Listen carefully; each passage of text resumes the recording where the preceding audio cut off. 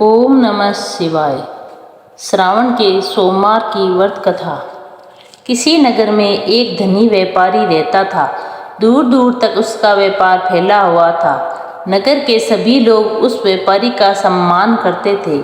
इतना सब कुछ संपन्न होने के बाद भी वह व्यापारी बहुत दुखी था, क्योंकि उसका कोई पुत्र नहीं था, जिस कारण अपने मृत्यु के पश्चात व्यापार के उत्तराधिकारी की चिंता उसे हमेशा सताती रहती थी। पुत्र प्राप्ति की इच्छा से व्यापारी प्रत्येक सोमवार भगवान शिव की पूजा किया करता था और शाम के समय शिव मंदिर में जाकर शिवजी के सामने घी का दीपक जलाया करता था। उसकी भक्ति देखकर माँ पार्वती प्रसन्न हो गई और भगवान शिव से उस व्यापारी की मनोकामना पूर्ण करने का निवेदन किया। भगवान शिव बोले, इस संसार में सबको उसके कर्म के अनुसार फल की प्राप्ति होती है। जो प्राणी जैसा कर्म करते हैं उन्हें वैसा ही फल प्राप्त होता है।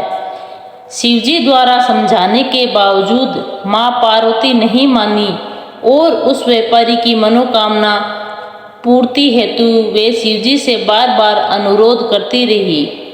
अतः माता के आग्रह को देखकर भगवान भोलेनाथ को उस व्यापारी को पुत्र प्राप्ति का वरदान देना पड़ा। वरदान देने के पश्चात भोलेनाथ माँ पार्वती से बोले, आपके आग्रह पर मैंने पुत्र प्राप्ति का वरदान तो दे दिया, परंतु इसका यह पुत्र 16 वर्ष से अधिक समय तक जीवित नहीं रहेगा। उसी रात भगवान शिव उस व्यापारी के स्वप्न में आए और उसे पुत्र प्राप्ति का वरदान दिया और उसके पुत्र के 16 वर्ष तक जीवित रहने की भी बात बताई। भगवान के वरदान से व्यापारी को खुशी तो हुई, लेकिन पुत्र की अल्प आयु की चिंता ने उसे उस खुशी को नष्ट कर दिया। व्यापारी पहले की तरह सोमवार के दिन भगवान शिव का विधिवत व्रत करता रहा। कुछ महीनों के बाद उसके घर एक अति सुंदर बालक ने जन्म लिया और घर में खुशियाँ ही खुशियाँ भर गई। वह बहुत धूमधाम से पुत्र जन्म का समारोह मना गया, परंतु व्यापारी को पुत्र जन्म की अधिक खुशी नहीं हुई, क्योंकि उसे पुत्र की अल्प आयु के रहस्य का पता था। जब पुत्र 12 वर्ष का हुआ तो व्यापारी ने उसे उसके मामा के साथ पढ़ने के लिए वाराणसी भेज दिया। लड़का अपने मामा के साथ शिक्षा प्राप्ति हेतु चल दिया। रास्ते में जहाँ भी मामा भांजे विश्राम हेतु रुकते, वहीं यज्ञ करते और ब्राह्मणों को भोजन कराते। लंबी यात्रा के बाद मामा भांजे एक नगर में पहुँचे। उस दिन नगर के राजा की कन्या का विवाह था, जिस कारण पूरे नगर को सजाया गया था।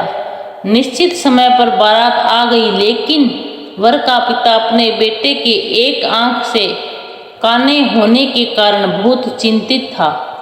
उसे भय था कि इस बात का पता चलने पर कहीं राजा विवाह से इनकार न कर दे, इससे उसकी बदनामी भी होगी। जब वर के पिता ने व्यापारी के पुत्र को देखा तो उसके मस्तिष्क में एक विचार आया। उसने सोचा, क्यों न इस लड़के को दूल्हा बनाकर राजकुमारी से विवाह करा दूं। विवाह के बाद इसको धन देकर विदा कर दूंगा और राजकुमारी को अपने घर ले जाऊंगा। वर के पिता ने लड़के के मामा से इस संबंध में बात की। मामा ने धन मिलने के लालच में वर के पिता की बात स्वीकार कर ली। लड़के को दूल्हे का वस्त्र पहनाकर राजकुमारी से विवाह करा दिया। राजा ने बहुत सारा धन देकर राजकुमारी को विदा किया। शादी के बाद लड़का जब राजकुमारी के साथ लौट रहा था तो सच नहीं छिपा सका और उसने राजकुमारी की ओढ़नी पर लिख दिया, राजकुमारी तुम्हारा विवाह मेरे साथ हुआ है। मैं तो वाराणसी पढ़ने के लिए जा रहा हूँ और अब तुम्हें जिस नवयुवक की पत्नी बनना पड़ेगा वह कान्हा है।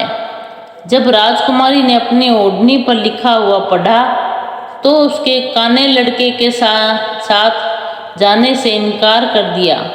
राजा को जब ये बातें पता चली तो उसने राजकुमारी को महल में ही रख लिया। उधर लड़का अपने मामा के साथ वाराणसी पहुंच गया और गुरुकुल में पढ़ना शुरू कर दिया। जब उसकी आयु 16 वर्ष की हुई तो उसने यज्ञ किया। यज्ञ के समाप्ति पर ब्राह्मणों को भोजन कराया और खूब अन्न वस्त्र दान दिए।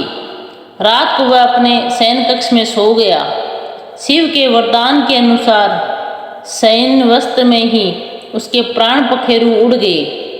सूर्योदय पर मामा मृत भांजे को देख कर रोने पीटने लगा। आसपास के लोग भी एकत्र होकर दुख प्रकट करने लगे। लड़के के मामा के रोने विलाप करने के स्वर से समीप से गुजरते हुए भगवान शिव और माता पार्वती ने भी सुने। माता पार्वती ने भगवान से कहा, प्राणनाथ, मुझे इसके रोने के स्वर सहन नहीं हो रहे, आप इस व्यक्ति के कष्ट को अवश्य दूर करें। भगवान शिव ने माता पार्वती के साथ अदृश्य रूप में समीप जाकर देखा तो भोलेनाथ पार्वती से बोले, यह तो उसी व्यापारी का पुत्र है जिसे मैंने 16 वर्ष की आयु का वरदान दिया था।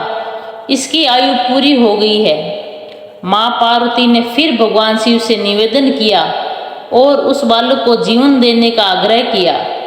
माता पार्वती के आग्रह पर भगवान शिव ने उस लड़के को जीवित होने का वरदान दिया और कुछ ही पल में वह जीवित होकर बैठ गया। शिक्षा समाप्त करके लड़का मामा के साथ अपने नगर की ओर चल दिया। दोनों चलते चलते वे उसी नगर में पहुँचे जहाँ उसका विवाह हुआ था। उस नगर में भी यज्ञ का आयोजन किया। समीप से गुजरते हुए नगर के राजा ने यज्ञ का आयोजन देखा और उसे तुरंत ही उस लड़के और उस मामा को पहचान लिया। यज्ञ के समाप्त होने पर राजा मामा और लड़के को महल में ले गया और कुछ दिन उन्हें महल में रखकर बहुत सा धन वस्त्र आदि देकर राजकुमारी के साथ विदा कर दिया। इधर भूखे प्यासे रहकर व्यापारी और उसकी पत्नी बेटे की प्रतीक्षा कर रहे थे। उन्होंने प्रतिज्ञा कर रखी थी कि यदि उन्हें अपने बेटे की मृत्यु का समाचार मिला तो वे दोनों अपने प्राण त्याग देंगे। परंतु जैसे ही उसने बेटे के जीवित वापस लौटने का समाचार सुना तो वह बहुत प्रसन्न हुआ।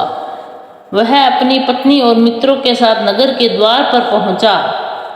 अपने बेटे के विवाह का समाचार सुनकर पुत्र वधू राजकुमारी को देखकर उसकी खुशी का ठिकाना न रहा। उसी रात भगवान शिव ने व्यापारी के स्वप्न में आकर कहा, हे श्रेष्ठ, मैंने तेरे सोमवार के व्रत करने और व्रत कथा सुनने से प्रसन्न होकर तेरे पुत्र को लंबी आयु प्रदान की है। पुत्र की लंबी आयु जानकर व्यापारी बहुत प्रसन्न हुआ। शिव भक्त होने तथा सोमवार का व्रत रखने से व्यापारी की सभी मनोकामनाएं पूर्ण हुई। इसी प्रकार जो भक्त सोमवार का विधिवत व्रत करते हैं और व्रत कथा सुनते हैं उनकी सभी इच्छाएं पूरी होती है। शिव शंकर भगवान की जय हो।